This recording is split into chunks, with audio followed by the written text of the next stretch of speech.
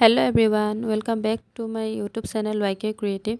এই কাপোৰযোৰ মই কেনেকৈ বনালো তাকে আজি আপোনালোকক মোৰ ভিডিওটো যোগৰে দেখাব চেষ্টা কৰিছো। এই কাপোৰযোৰ হৈছে এযোৰ এমব্ৰয়ডাৰী কৰা মেখলা চাদৰ আৰু কাপোৰযোৰ মায়ে নিজে মেচিন এমব্ৰয়ডাৰী কৰি বনাইছিলে। কাপোৰযোৰ যেহেতু বহুত বছৰ পুৰণি হয় গতিকে কাপোৰযোৰ পেলাই নিদি মোৰ ডিজাইনৰে নতুন লুক এটা দিলো। এখন হৈছে মেখেলাখনৰ তলত এনেকৈ পটি আছে আৰু এখন হৈছে চাদৰখন। কাপোৰযোৰ যেহেতু মায়ে নিজে এমব্ৰয়ডাৰী কৰি বনাইছিলে গতিকে বহুত মৰমত বনাইছিলে। মই গতিকে কাপোৰযোৰ এটা নতুন লুক দি আজিকালি ষ্টাইলত কেনেকৈ বনাইছোঁ আপোনালোকক তাকে দেখাব লৈছোঁ। আৰু কাপোৰযোৰ বহুত বছৰে হ'ল, প্ৰায় 30 বছৰৰ ওপৰ হ'ল। মায়ে বহুত মৰমত বনাইছিলে এযোৰ, গতিকে এনেই পৰি নাথাকি যাতে কামত আহক আৰু কাপোৰযোৰো এটা ৰিইউজ হওক সেই বুলি মই ধুনীয়াকৈ বনাব লৈছোঁ। যিহেতু বহুত বছৰ হ'ল, এয়া অলপ দাগ হৈ গৈছে, ক'ৰবাত অকণমান ফাটি গৈছে, এয়া মন কৰিছে, ভালকৈ চালে মন কৰিব। গতিকে মই ইয়াক কেনেকৈ সুন্দৰকৈ এযোৰ ধুনীয়া কাপোৰ বনাব বিচাৰিছোঁ আপোনালোকে চাই গ'লে গম পাই যাব। এয়া কাপোৰযোৰৰ ফুলৰ কালাৰটোৰ লগত মেটচ কৰি পিনে মই এইটো ৰেড কালাৰৰ কাপোৰ এটা আনি লৈছোঁ। ইয়াৰ লগতে এতিয়া মই চাদৰ আৰু মেখেলা মিলাই পিনে ধুনীয়াকৈ বনাম। আপোনালোকে ভিডিওটো সম্পূৰ্ণকৈ চাই যাব, তেতিয়া বুজি পাই যাব। প্ৰথমে মই চাদৰখন সমানে জোখ লৈ পিনে সমানকৈ কাটি লৈছোঁ পাৰ দুটা।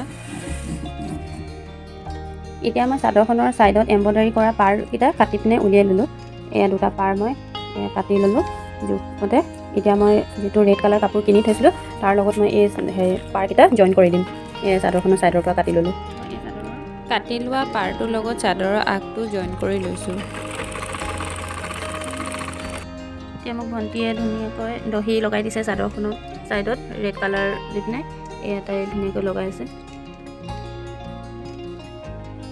ভিডিঅ'টো চাই যদি ভাল লাগিছে প্লিজ লাইক, কমেণ্ট, শ্বেয়াৰ আৰু চেনেলটো ছাবস্ক্ৰাইব কৰি দিব।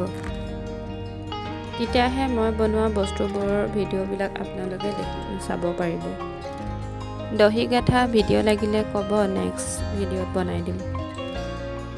এতিয়া মোৰ চাদৰখন কমপ্লিট হৈ গ'ল। ছাইডত এমব্ৰয়ডাৰী কৰা পাৰ দুটা লগাই দিছোঁ আৰু মাজত দুটা এমব্ৰয়ডাৰী কৰা পাৰ লগাই অকণমান এয়া ডিজাইন দি দিছোঁ।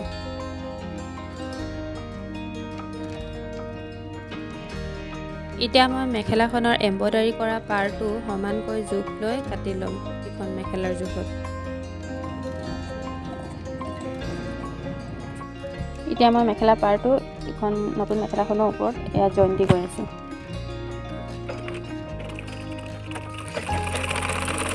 এতিয়া মই ৰেড কালাৰ কাপোৰটোৰে চিলাই লোৱা মেখেলাখনত আগৰ এমব্ৰয়ডাৰী কৰা এই পটিটো কাটি পিনে লগাই দিছোঁ আৰু তাৰ ওপৰতো মই এটা হোৱাইট কালাৰ কাপোৰ তাৰ পৰাই বচা পটি নিচিনাকৈ লগাই দিছোঁ চিলাই কৰি। এতিয়া মই এইখন মেখেলাখন কমপ্লিট হৈ গ'লগৈ। আপোনালোকক ফাইনেল লুকটো দেখাম, কেনেকুৱা হৈছে জনাব। এয়া এইখন হৈ গ'ল ইয়াৰ ফাইনেল লুক। এইখন চাদৰ, ছাইডত ৰেড কালাৰ দহি লগাই দিয়া হৈছে আৰু এই পটিকেইটা এনেকৈ লগাই দিয়া হ'ল ইয়াত। আৰু এইখন হৈছে মেখেলাখনতো এটা তলত এমব্ৰয়ডাৰী কৰা পটি, তাৰ ওপৰত এটা প্লেন পটি। কেনেকুৱা হৈছে জনাব আপোনালোকে। ভিডিঅ'টো শেষলৈকে চোৱাৰ বাবে বহুত ধন্যবাদ।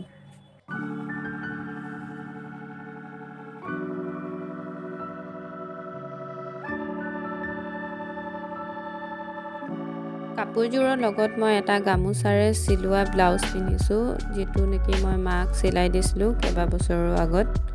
ইয়াৰ ভিডিঅ' লাগিলে আপোনালোকে জনাব, মই কেতিয়াবা সুবিধা হ'লে এইটো কেনেকৈ চিলাইছিলোঁ ব্লাউজটো মই সেইটো আপোনালোকক দেখাই দিম। Thank U.